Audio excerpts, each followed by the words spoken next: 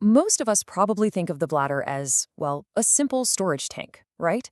But what if I told you it's actually the end point of one of the body's most complex and delicate command and control systems?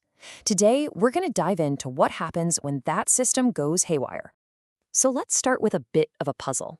What could possibly connect something like a stroke, an autoimmune disease like MS, and a traumatic spinal cord injury?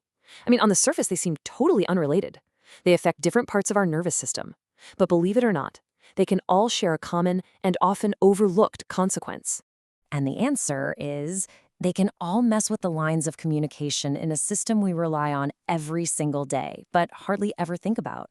It's a system that demands absolute split-second coordination between your brain, your spinal cord, and the muscles way down in your lower urinary tract. So when this really delicate communication breaks down, you get a condition that isn't really a bladder problem, not at its core anyway. It's a neurological one. And this is exactly what we call a neurogenic bladder. To put it simply, the problem isn't with the organ itself. The bladder is just the messenger. The issue is with the signals telling it what to do. The official clinical definition is any dysfunction of the lower urinary tract that's directly caused by a disease or an injury to the nervous system. To really get what goes wrong, we first have to appreciate just how brilliantly this system works when everything's running smoothly. So let's take a look at the normal blueprint for urination. It really comes down to two key players. First up, you've got the detrusor muscle. The easiest way to think of this is as the squeezer. It's the powerful muscular wall of the bladder, and it has one main job: to contract and push urine out when it's time to go. And our second key player is the sphincter. Let's call this one the gateway. It's a ring of muscle at the bladder's exit that stays tightly closed to store urine, and this is crucial, it has to relax and open up to let that urine out. Now, in a healthy system, this is like a perfectly choreographed dance. The brain sends the go signal, the squeezer contracts, and at the exact same moment, the gateway relaxes.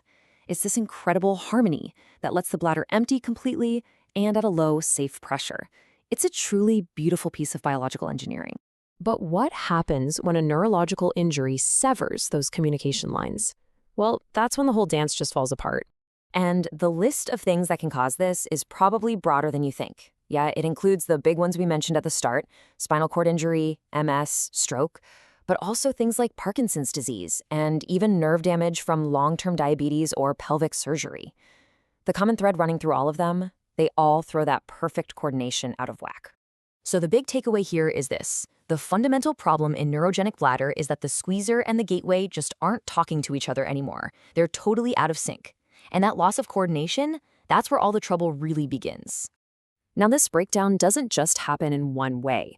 It can actually show up in a few pretty distinct patterns of failure. Let's walk through the three main types. Okay, so first, you could have what's called detrusor overactivity. This is where the squeezer contracts when it's not supposed to, causing urgency and incontinence. Or you can get the exact opposite, detrusor underactivity, where the squeezer is just too weak to empty the bladder properly. But the one we really have to pay attention to, the most dangerous pattern, is the third one, detrusor sphincter dyssynergia, or DSD for short. And this is where you see the real conflict in action. With DSD, the squeezer contracts trying to push urine out, but instead of relaxing, the gateway also contracts, basically slamming the doors shut at the same time. The muscles are literally fighting each other. It creates this dangerous high-pressure traffic jam inside the bladder. So all of this dysfunction leads to a bunch of symptoms, but here's where it gets really tricky. What a patient feels is often not the full story, and it can actually hide a much more serious hidden danger. A person might experience all sorts of things: feeling like you have to go all the time, having a weak stream, or getting hit with recurrent UTIs. These are the symptoms that get people to the doctor. But, and this is a big but, these symptoms are notoriously unreliable clues to what's really going on. And this is maybe the single most important takeaway from this whole explainer. The symptoms a person feels do not reliably predict what is actually happening inside their bladder. They just don't tell you how high the pressure is getting or how much danger the kidneys might be in. See, the real danger here isn't the inconvenience of running to the bathroom or the discomfort of a UTI. It's silent, dangerously high pressure. When the bladder squeezes against a closed-off exit, that pressure has to go somewhere. And where it goes is backwards, up towards the kidneys. This can set off a really dangerous chain reaction. High pressure leads to chronic retention of urine. That back pressure can cause the kidneys to start swelling, a condition called hydronephrosis. And over time, this constant pressure can lead to permanent scarring and chronic kidney disease. It's a really severe complication, but the good news is it's also preventable. So, if the symptoms are so unreliable, how do doctors get to the bottom of this? How do they find the true point of failure and figure out the real risk to the kidneys? Answering that question is absolutely critical. You can't just ask a patient how they're feeling, you've got to get objective data. You have to look under the hood and actually measure what's happening with those pressures. And the tool for that is a test called urodynamic studies. This is the gold standard, no question. It lets clinicians directly measure bladder pressures while it's filling and emptying. They can see if the detrusor is overactive or weak, and they can find out for sure if the sphincter is coordinating properly.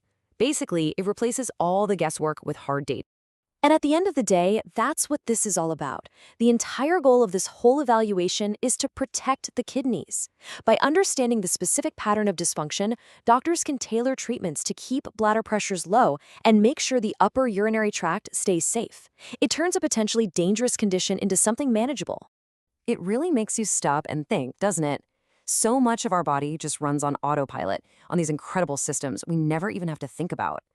Realizing that the intricate communication behind something as simple as using the restroom is actually so fragile, how does that change our perspective on what it means to be healthy and the profound hidden impact of a neurological injury?